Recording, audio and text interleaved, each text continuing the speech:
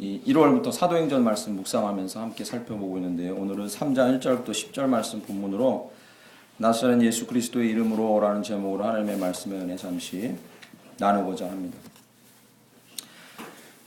부활하시고 승천하신 예수님께서는 너희에게 약속한 것을 줄 테니까 기다리라 이렇게 얘기하셨습니다. 제자들은요 두렵기도 해서 도망가고 싶었습니다. 왜냐하면 따르던 스승이 없어져 버렸어요.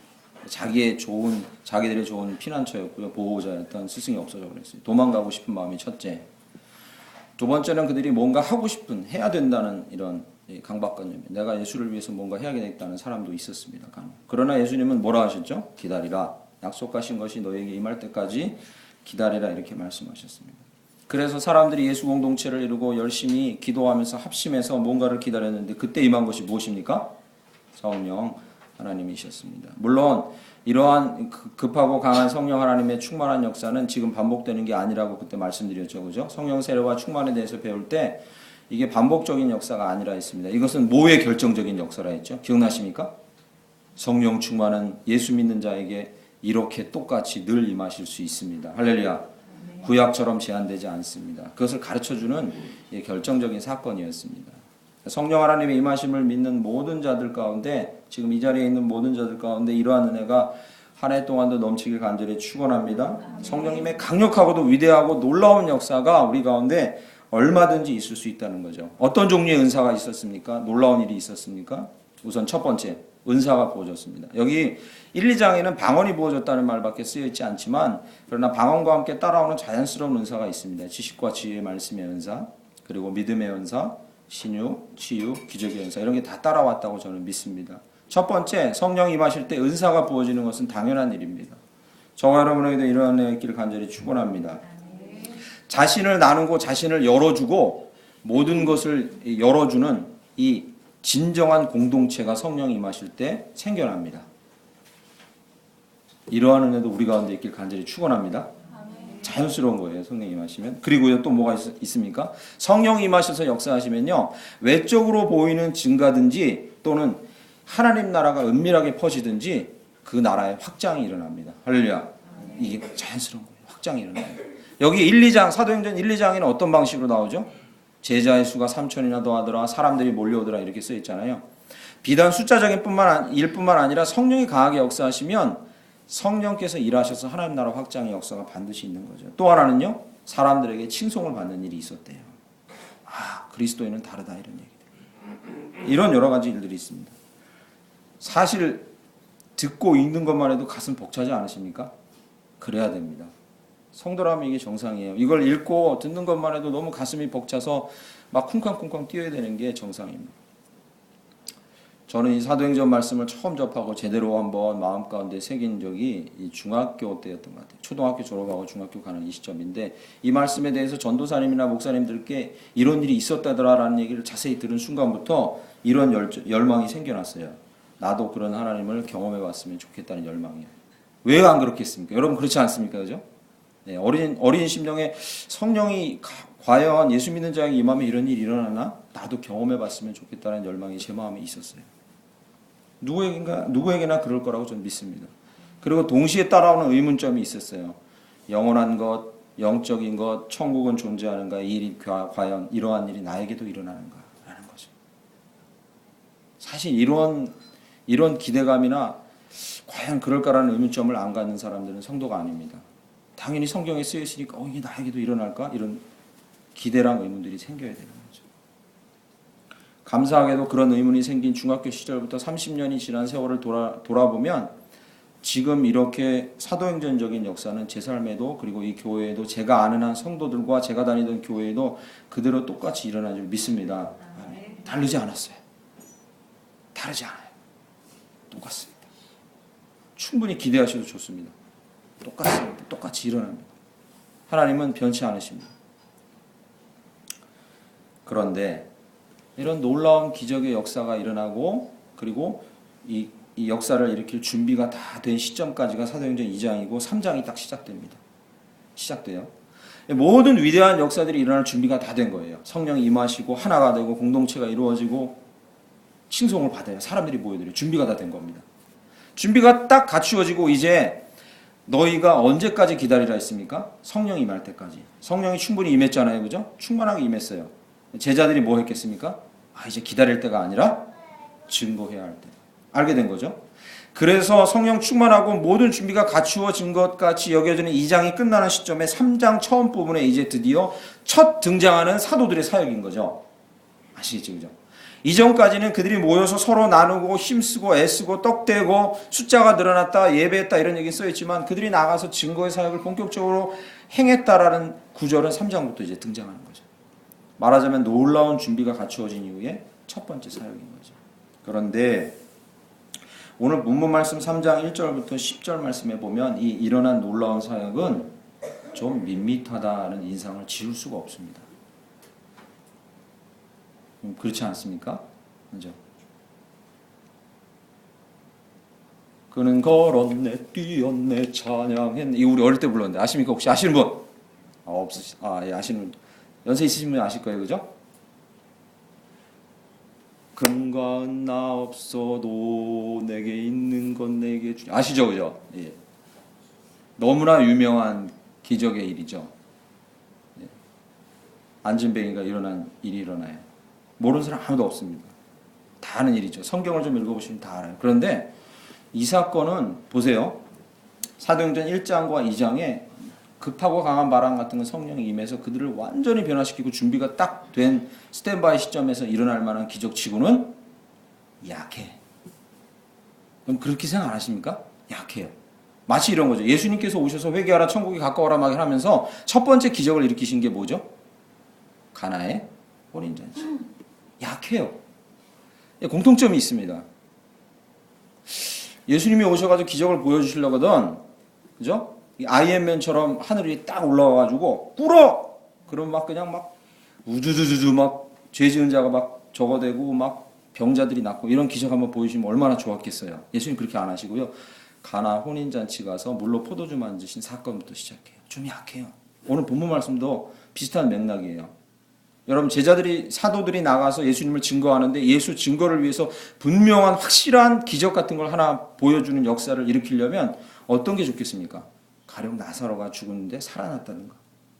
그렇죠? 그런 역사 같은 게 있으면 좋겠어요. 그런데 뭐가요? 앉아있던 사람이 그냥 일어나는 역사예요. 약해요. 그리고 이러한 역사가 일어나는 배경도 너무 약해요. 보시죠. 오늘 본문 말씀의 4절 보시면 4절을 주목해 보세요. 베드로가 요한과 더불어 주목하여 이르되 우리를 보라 하니 이렇게 쓰여 있어요. 예. 베드로와 요한이 성전에 들어가는데 그 성전 미문, 성전 들어가는 문에는 여러 문이 있는데 그 중에 미문에 안진뱅이가 앉아서 구걸을 하고 있었어요. 4절 말씀에 베드로와 요한이 더불어 주목하여 이르되 우리를 보라 해요. 관심을 가져요. 주목합니다. 봐요. 사랑의 눈으로 봤겠죠. 어떤 그런 눈으로. 그런데 5절 말씀해 보시죠. 그가 그들에게서 무엇을 얻을까 하여 바라보거나 이렇게. 목사님 그게 뭐 어때서요? 잘 생각해 보십시오. 성령이 임하신 놀라운 역사는 그 당시 이 지역 많은 사람들에게 놀라움을 일으킬 정도로 이미 소문이 퍼졌어요. 알고 있어요. 그리고 그들 중에 한 장본인인 사도가 내 눈앞에 와 있다는 것을 그 사람은 알았을 거라고 저는 믿어요. 너무나 유명해져 있었어요. 근데 그 사람이 주목해서 그를 보고 그 구걸하는 자를 봐요. 그런데 이 구걸하는 자의 반응이 무엇입니까? 그들에게서 무엇을 얻을까? 구걸하는 자는요, 그들에게서 돈이나 받으면 난 좋겠다라는 정도였어요. 사실 낳는 걸 원하지 않았어요. 그가 능력이 많고 주님의 사도였고 제자였다는 걸 알고 낳기를 원하지 않았어요. 신약 성경학자들의 이 얘기에 의하면 이 사람은 제법 벌었을 거다 이렇게 얘기해요. 사실입니다. 신약 성경학자들 얘기해요. 매일같이 거기 앉아서 들어가는 사람들 돈 받아서 제법 살만했을 거다. 그러니까 생계에 지장이 없어요. 나를 쳐다보네? 돈이나 좀 몇 푼 던져주고 가지 라고 생각했어요. 여러분 그 얘기 아시죠? 예수님이 지나가시는데 다윗의 자손 예수야 나를 좀 보십시오. 나를 주목해 보십시오. 나를 좀 만져주시고 고쳐주십시오 했던 사람 아시죠? 그냥 외면하려고 하니까 다윗의 자손 예수야 크게 불렀던 거 아시죠? 이 사람의 태도는요? 그냥 가주세요. 돈이나 주고. 이런 태도였어요. 너무 밋밋해요. 극적인 요소가 없어요. 당신이 그 유명한 요한이고 베드로입니까? 저를 좀 낫게 해주세요. 저는 나을 줄 믿습니다. 얼마 전에 이 지역에서 놀라운 일이 일어났다면서요. 이렇게 말할 수 있어요. 너무 밋밋해요. 그냥 돈이나 주고 가세요. 이렇게 쳐다봐요. 그러면 여기서 우리가 궁금한 게 생기는 거예요. 어떤 궁금증이죠? 왜 이 밋밋한 사건을 위대한 성령 임하심의 역사 바로 뒤에 사도들의 첫 사역으로 여기 적어 놓았을까라는 거예요. 왜 그렇게 했을까라는 거죠. 왜 이 일을 제일 처음 사건으로 여기 적어 놓으시고 오고 오는 많은 세대 사람들에게 교훈을 주시려고 했을까라는 거예요. 왜일까요? 다른 놀라운 사건도 너무 많은데. 이 이후로 이루어지는 사도행전의 역사에는 사도 바울과 그 베드로가 행한 놀라운 기적들이 셀 수도 없이 많이 나와요. 그 많은 기적들이 있는데 왜 하필 이런 종류의 기적이 이 앞에 나와 있을까라는 거죠. 오늘 본문을 통해서 그것을 잠시 살펴보려는 것이 이 시간 목적입니다. 우선 오늘 본문 말씀의 핵심은 3장 6절에 있다는 사실을 누구도 부인하지 않을 겁니다. 3장 6절 중간 부분 보시죠. 내게 있는 이것을 내게 주노니 그 다음 우리 너무나 잘 아는 구절이죠. 나사렛 예수 그리스도의 이름으로 일어나 걸으라. 오늘 본문 말씀 전체를 통해서 핵심 구절이 6절이라는 것을 아무도 부인할 수 없을 겁니다. 부인하시고 싶으십니까? 없죠. 아무도 없을 거예요. 오늘 핵심 구절은 이것입니다. 나사렛 예수 그리스도의 이름으로. 그게 뭐 어째서요?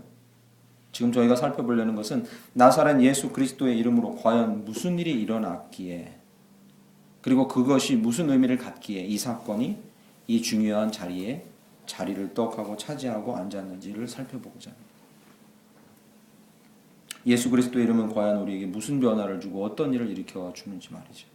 예, 기적을 일으킵니다. 예, 맞습니다. 그래서요.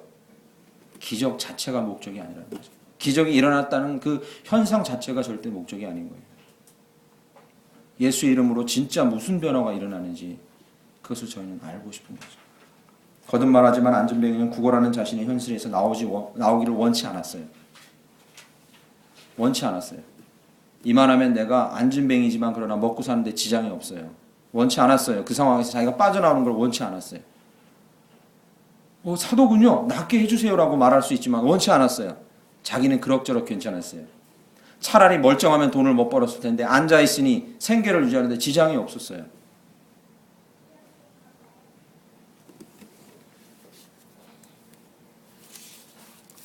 그러나 예수 그리스도의 이름은 그것보다는 더 근본적인 변화를 그에게 강하게 요구하고 계시던 거죠.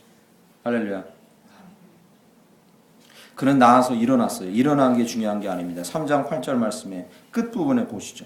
그가 뛰어서서 걷고 함께 성전에 들어가면서 걷기도 하고 뛰기도 하고, 그 다음에 중요하죠. 그가 진짜 회복한 것이 무엇인지 거기 나오는 거죠. 그 다음 구절이 뭐죠? 하나님을 찬송하네 라고 나옵니다. 구걸하지만 내 생기는 걱정 없어요. 이대로 살래요가 아닙니다. 저는 여기서 하나 상상력을 발휘해서 이 안진뱅이가 베드로와 요한이 그를 쳐다보고 그에게 명했을 때 그 순간에, 이 본문엔 적혀 있지 않지만 사도행전을 관통하는 핵심적인 중요한 키 하나가 이 본문에 빠져 있다고 생각해요. 상상력을 발휘해서 그것을 생각해 보십시오. 명하는 순간, 쳐다보는 순간, 그때 누가 어떻게 일하고 계셨겠습니까? 성령님이 그의 마음 가운데서 일하고 계신 거였죠. 뭐라고 일하고 계신 거였겠어요? 분명히 이렇게 일하고 계셨다고 저는 믿어요. 나는 불구자야. 쓰레기 같은 인간이. 한 명도 나에게 아픈 걸 가지고 위로한 적이 없고 위로한 사람이 없었다.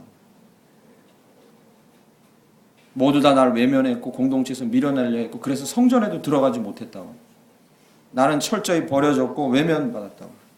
그 세월이 나에겐 너무나 고통스러웠고 이제 나는 그러나 난 먹고 살 수 있어. 너희들 나 안 도와줘도 돼. 나 이제 먹고 살 방법을 찾았어. 자기 내면에 있는 것을 다 감추고 자기의 그 현실에 만족하고 있었던 그를 성령이 찌른 거예요.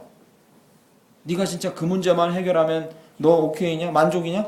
먹는 것만 해결하면 너 만족이냐? 거기서 끝날 거냐? 네 인생이 거기서 끝날 거냐라고 성령이 그 마음을 찌르고 계셨던 거죠. 오늘 본문은 그 사실을 생략하고 있어요. 그러나 분명히 이러한 일이 일어났다고 저는 믿습니다. 성령이 그렇게 행하고 계셨어요. 예수 나사렛 예수 그리스도의 이름으로 무슨 일이 일어납니까? 기적이 일어납니다. 예, 맞습니다. 그러나 그걸로 족하지 않아요. 나사렛 예수 그리스도의 이름으로 무슨 일이 일어납니까? 구걸자가 찬양자가 되는 거예요. 할렐루야. 구걸자가 찬양자로 변하는 거예요. 목사님, 저는 구걸하는 삶을 살고 있지 않은데요. 저 예배 마치고 어디 나가서 수원역에서 자리 피려고 전 그렇게 저 그렇게 안 살아요. 남한테 손 안 벌리고 살아요, 목사님. 여러분 손 벌리고 사세요? 지금 당장 나가면 길에서 손 벌리셔야 됩니까? 아니에요. 우리 구걸자 아니에요.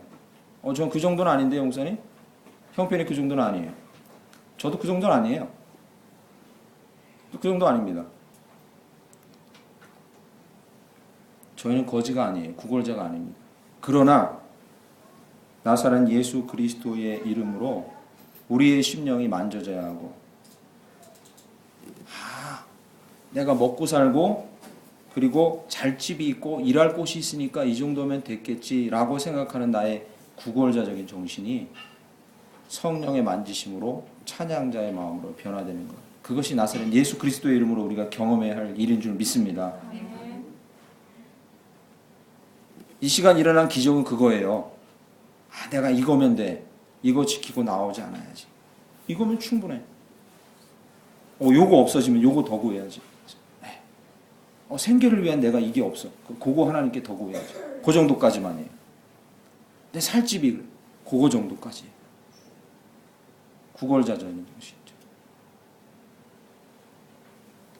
나사렛 예수 그리스도의 이름으로 전능하시고 위대하시고 그리고 변함없으신 인자와 성실로 우리를 돌보시며 이끄시는 그 하나님께서, 예수 그리스도께서 우리의 마음을 진짜 만지셔서 그분을 찬양하는 데까지 나아가는 찬양자의 삶으로 우리를 이끌고 계신 줄 믿습니다. 우리를 지금 인도하고 계신 줄 믿습니다. 나사렛 예수 그리스도의 이름으로 우리가 경험해야 될 것은 뭐냐면, 우리의 삶에서 구걸하는 삶이 아니라, 우리의 현실적인 삶에서 우리가 필요한 것들을 구걸하는 구걸자의 삶이 아니라 높으신 하나님을 찬양하는 찬양자의 삶입니다. 예수의 이름으로 변화되고 바뀌는 걸 기대하십니까? 2018년 한 해 동안에. 그러면 우리는 찬양자의 삶으로 나아가는 걸 기대해야 되는 거죠. 할렐루야. 모두 기대하시기 간절히 축원합니다. 역전될 수 있어요, 상황이. 어떤 사람은요, 삶의 형편이 안 되고 집이 없는데도 찬양자의 삶을 사는 사람이 있어요. 있습니다. 얼마든지 있어요. 제가 2012년, 11년 섬기던 교회에, 12년도에 섬기던 교회에 알코올 중독자 한 분이 계셨는데, 제가 인도하는 소그룹 모임에는 빠지지 않고 와요. 그래서 제 마음에 기도까지 했어요. 저분 오지 않게 해주세요. 문제는 왜냐하면 제가 주로 하던 모임이 셀 모임이나 그다음에 알파나 이런 모임, 소그룹 모임을 책임자였는데, 거기 여집사님들이 아침 10시 모임에 오면 한 70명, 80명씩 와서 토크를 들어요. 그때까지는 좋아요. 다 여자인데 그분만 남자인 거예요. 할 일이 없으니까, 알코올 중독이니까 갈 데가 없으니까 거기 오세요. 거기까지는 좋아요. 그런데 소그룹 모임을 하잖아요. 안 가고 거기 소그룹 모임 오셔요. 그러니까 여자 집사님들만 오는 소그룹 모임에 자기도 껴달라고 해서 와요. 제 마음이 막 답답한 거죠. 여기 계신 집사님들 빠져나가면 안 되는데 저분 안 오게 해주세요. 이렇게 솔직한 기도 좀 해보겠습니다. 거의 2년 가까이 제가 하는 프로그램에 꾸준히 참석을 하시더라고요, 이분이. 그거 자체가 기적이었죠. 저는 중간에 안 오실 줄 알았는데. 그런데 이분이 저한테 오셔서 매번 똑같은 말을 반복하셨어요. 잘 들어보십시오. 그게 뭐였냐면요, 왜 안 나와요, 목사님? 왜 안 나와요? 하나님 만나면 내가 이 알코올 중독에서 나는 걸 원하는데 내가 왜 안 나와요, 목사님? 왜 안 나와요? 이랬어요. 내가 왜 안 나와요, 목사님? 이거였어요. 그 말이었어요. 그래서 심지어는 토크할 때 한 번은 손 들고 가짜 하나님이다! 이렇게까지 했어요.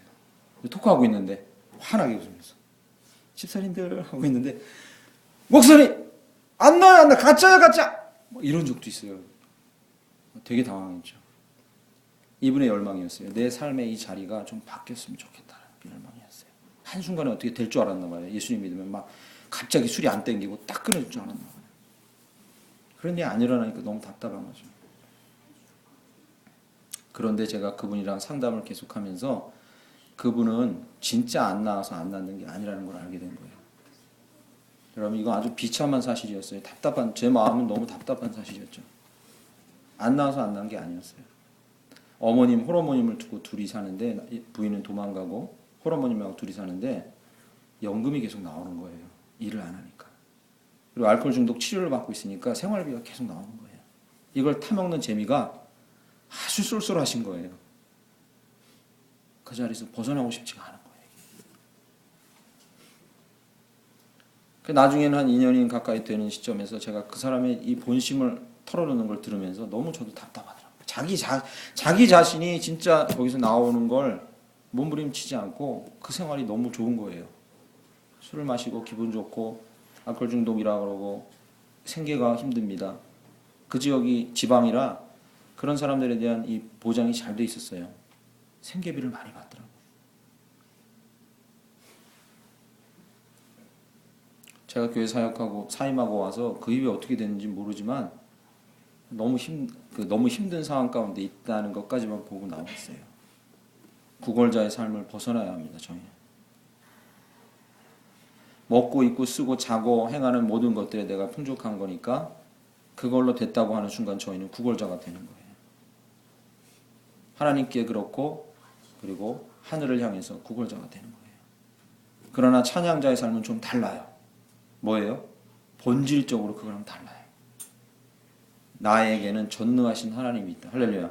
나에게는 신실하시고 성실하신 그분이 계시다라는 것을 높이는 데까지 나아가는 것이 예수 그리스도의 이름으로 사람이 변화되는 최종 목적인 거예요. 예수 그리스도의 이름으로 무엇을 할 수 있습니까? 기적이 일어납니다. 예, 그건 중요하지 않아요. 눈에 보이는 기적이 중요하지 않아요.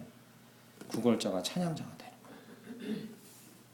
그럴 때 진정 저와 여러분의 모든 필요도 채워주실 줄 믿습니다. 왜 이 사건이 여기 위치 있는지 아시겠죠? 그죠? 의미가 있는 거예요. 두 번째는요, 이렇습니다. 하나만 더 말씀드립니다. 본문에서 우리는 안진뱅이의 변화에만 집중해서는 안 됩니다. 기적이 일어나니까 안진뱅이가 어떻게 변화됐나? 우리 안진뱅이가 어떻게 변화됐는지만 집중하시면 안 됩니다. 사도들이 어떻게 변화됐는지 집중하셔야 돼요. 사도들이. 예수 그리스도, 나사렛 예수 그리스도 그 놀라우신 이름으로 사도들이 어떻게 변화됐을까? 저희는 사도들의 이 놀라운 사역을 보고 멋진 사역을 보고 6절 말씀에 주목합니다. 그래서 금과 없나 없어도 금과 없나 없다. 그러나 내가 나사렛 예수 그리스도 이름으로 면 일어나라. 폼 나자니 멋지죠? 간지나네요. 그죠? 멋집니다. 6절에 집중을 많이 하십니다. 그럼 여러분 아십니까 혹시?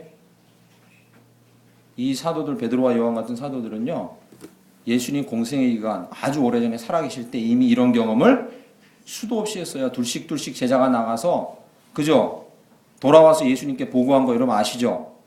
내가 명했더니 귀신도 나가고 사람도 병이 고쳐졌어요. 아시죠? 이미 다 경험했던 거예요. 앞에 이미 다 경험했던 겁니다. 놀라울 게 없어요. 사도들에게 이미 다 경험했던 거예요. 왜 이 사건을 그렇게 적어놨습니까? 그럼 여기에 뭐가 다릅니까? 그때와 지금 이때가 뭐가 다릅니까? 사도들에게 그때와 지금 뭐가 다르겠습니까? 그래서 우리가 본문에서 집중해야 될 구절은 6절이 아니라 7절입니다. 7절이 상징적인 의미를 갖고 있어요. 되게 중요한. 보시죠. 오른손을 잡아 일으키니 발과 발목에 힘을 얻고. 할렐루야. 아멘. 이게 중요해요. 진짜 이게 중요한 구절입니다. 이전에 제자들이 고치고 내쫓고 할 때 장면에 대한 묘사는 성경에 없어요. 그들이 내쫓고 고치고 왔다라는 얘기만 있지 묘사가 없어요. 왜요? 묘사할 가치가 없는 거예요. 왜요? 그때 그들이 내쫓고 귀신을 고치고 병자를 고칠 때 그들의 마음속에 고치면서 마음의 이 태도는 뭐였어요? 와, 내가 예수님 옆에 있으니까 능력이 나한테 솔솔 흘러 들어와서 그래서 내가 나가니까 막 덜덜 떠네 저놈들 예수 이름으로 하니까 막 나가네.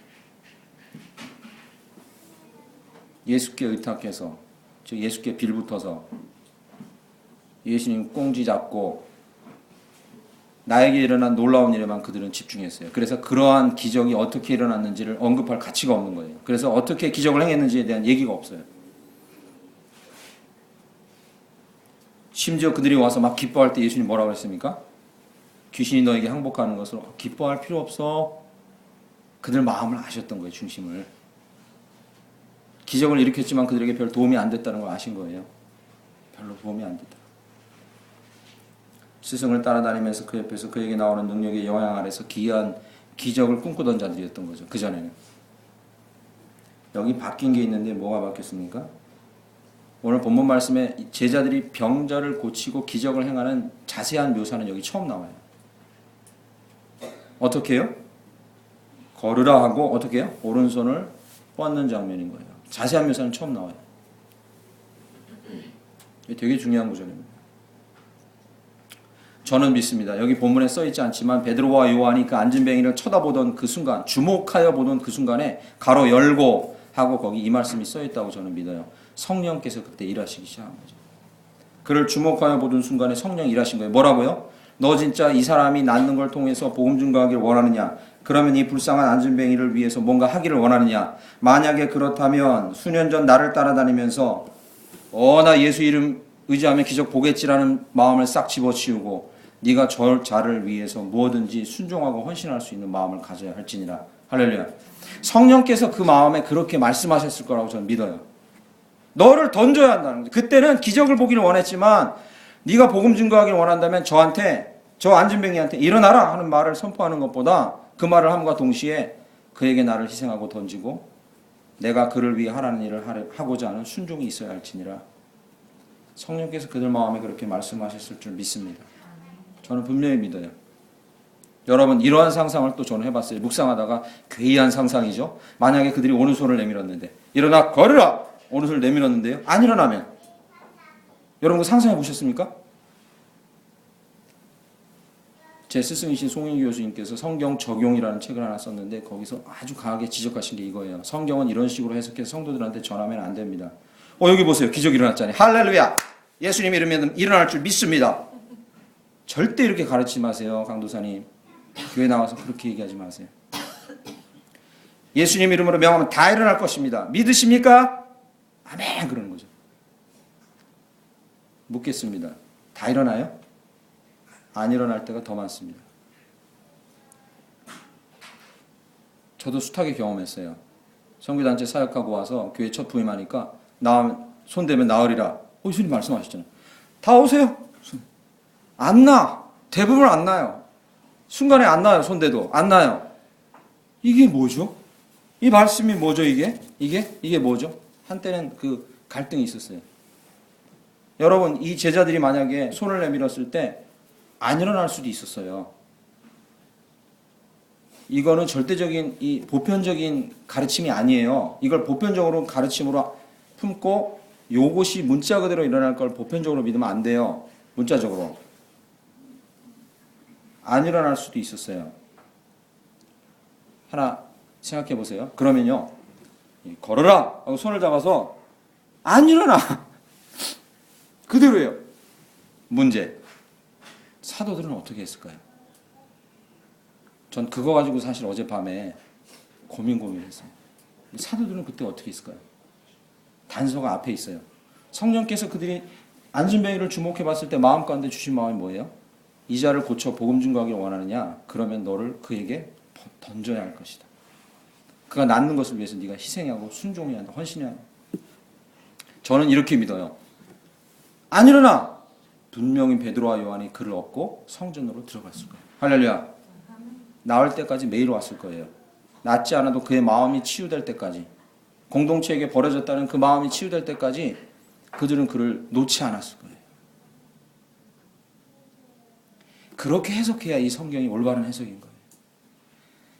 그들이 이 기적을 통해서 본 건 뭐냐면 자기가 변화된 거예요. 자기가. 고치려고 하는 자기가 변화된 거예요. 기적을 보고자 하는 자기가 변화된 거예요. 자기가. 놀라운 기적이 일어나는 걸 보는 그 수준에서 어디로 변화된 거예요? 주님의 복음과 기적을 위해서는 나를 던질 수 있는 순종하는 마음이 생겨버린 거예요. 그때 이제 나사렛 예수 그리스도 이름으로 무슨 일이 일어납니까? 첫 번째는요, 구걸자가 찬양자로 변합니다. 두 번째는요, 간청만 하는 자가 순종자로 변화됩니다. 할렐루야. 나사렛 예수 그리스도의 이름으로 일어날 수 있는 두 번째 일이에요. 오늘 본문에 의하면 간청만 하고 떼쓰던 자들이 뭐 보기만 좋아하는 자들이 이제 뭘로 변해요? 순종하는 자로 변합니다. 사도들은 여기서 비로소 복음과 기적을 위해서 자기를 던질 수 있는 순종하는 자로 비로소 변화된 모습을 보여주는 거예요. 저는 확실히 믿어요. 성경 뒤에 있으면 외람된 말씀이지만 뒤에 만약에 썼다면 분명히 썼을 거예요. 안 나왔다 그러면 들고 업고 갔을 것이다.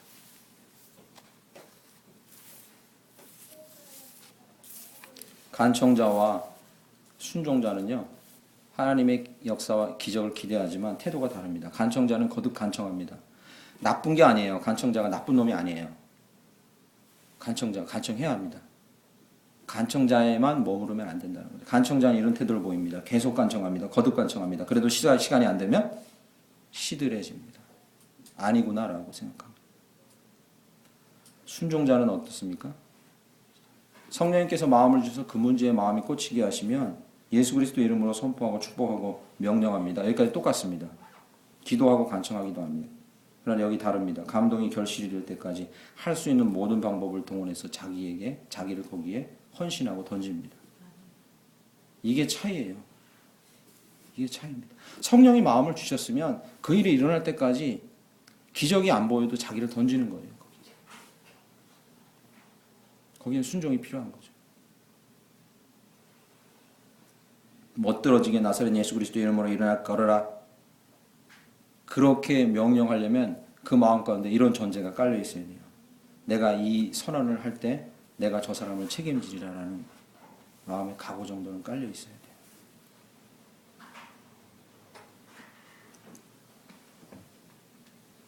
이 사람의 내면이 변화될 때까지, 진짜 문제가 해결될 때까지 계속 기도하고 섬기고 이 사람을 축복하겠다는 각오가 깔려 있어야 이런 예수의 이름의 선언의 기도를 할 수 있는 거예요. 선포 기도는 그럴 때 나오는 거예요.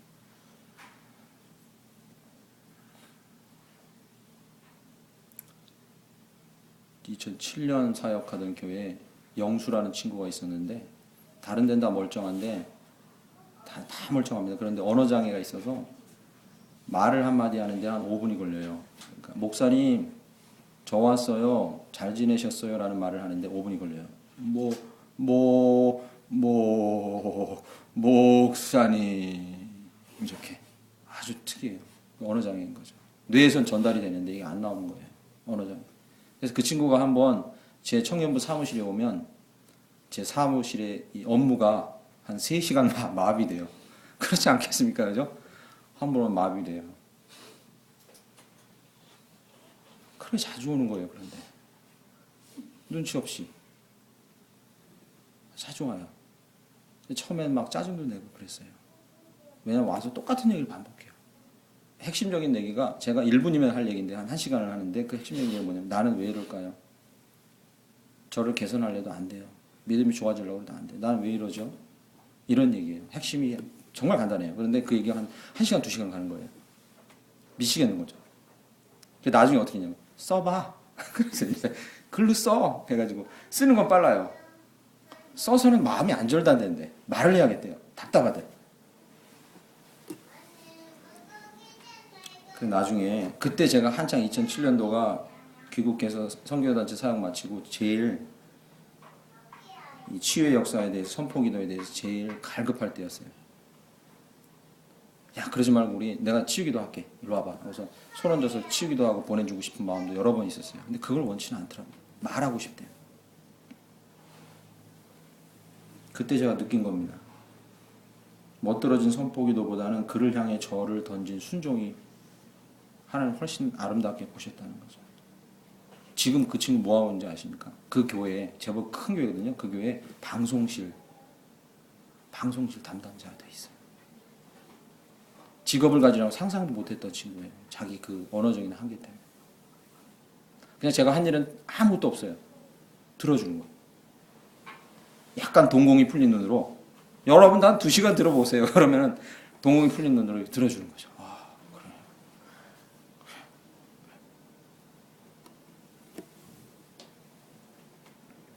거기서 선교단체에 아주 뜨거운 심정, 그런 약간 왜곡된 심정을 갖고 있던 제 태도가 변한 거예요.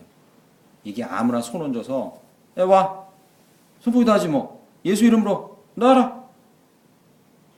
이게 사람을 치유하지 않는다. 근본적으로 그게 치유하는 게 아니라는 것을 알게 된, 그때 알게 됐어요. 제가 변화된 거죠. 제가.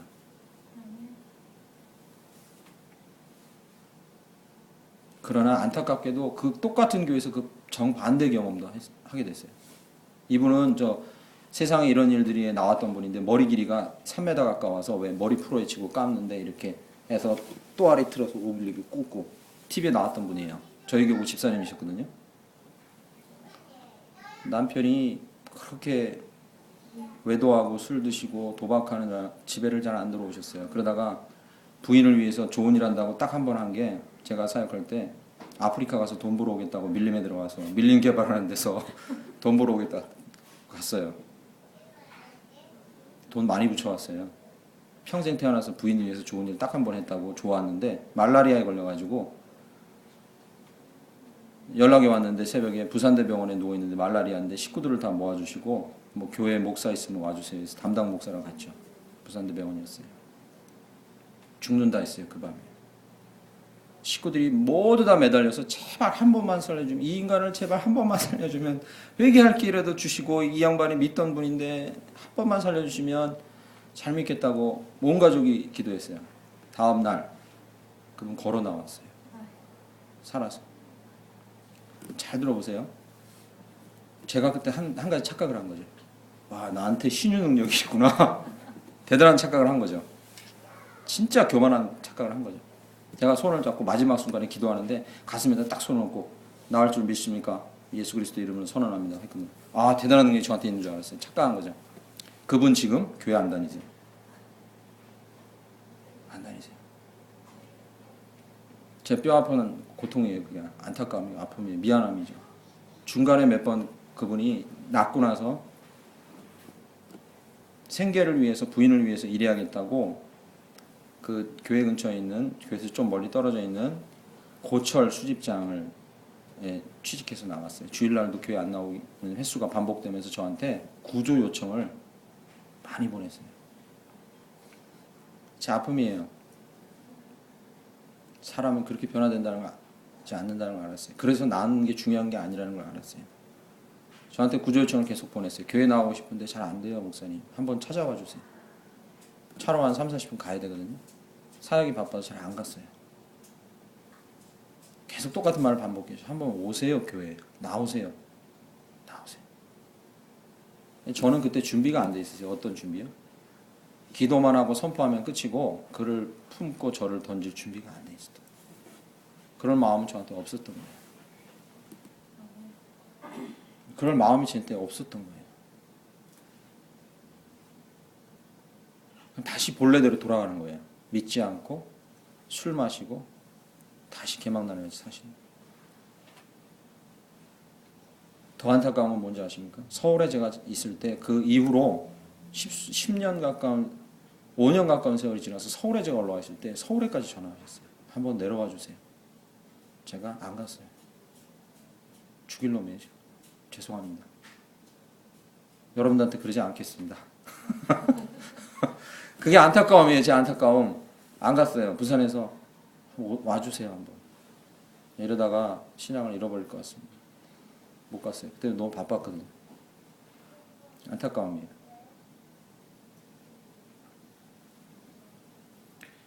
간청자의 삶이 나쁜 건 아닙니다. 우리 하나님 앞에 구할 게 있으면 간청해야 됩니다. 마음 놓고 간청하십시오. 아버지라 들으실 줄 믿습니다. 나 우리가 적어도요, 답답한 나의 현실, 내가 벗어나고 싶은 이 절망적인 현실이나 또는 답답한 현실이나 아픈 문제나 또는요, 이거 중요합니다. 안타까운 사람을 바라보면서 기적을 구하며 기도하려고 할 때는 분명히 기억하셔야 합니다. 성령께서 우리 삶에 순종을 더 원하실 겁니다. 나를 던지는 걸 더 원하실 거예요. 그렇게 기적을 구할 때 저와 여러분 마음 가운데 한 가닥 이런 음성이 들릴 거예요. 너는 그를 위해서 또는 이 문제를 위해서 나의 말에 어떤 식으로 너의 삶을 조정하고 순종하고 있느냐고 원하실 거예요. 순종자의 결단을 해야 합니다.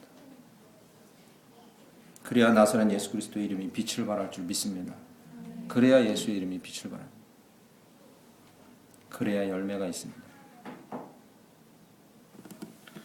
말씀을 맺겠습니다. 사랑하는 성도 여러분, 나사렛 예수 그리스도의 이름으로 무엇을 할 수 있습니까? 귀신이 떠나갑니다. 병이 낫습니다. 모든 사람이 일어납니다. 예, 좋습니다. 그런 일이 있습니다. 그러나 진짜 나사렛 예수 그리스도의 이름으로 무슨 일이 일어나기를 원하십니까?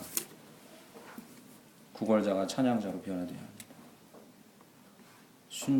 간청만 하던 자가 순종자로 변화되어야 합니다.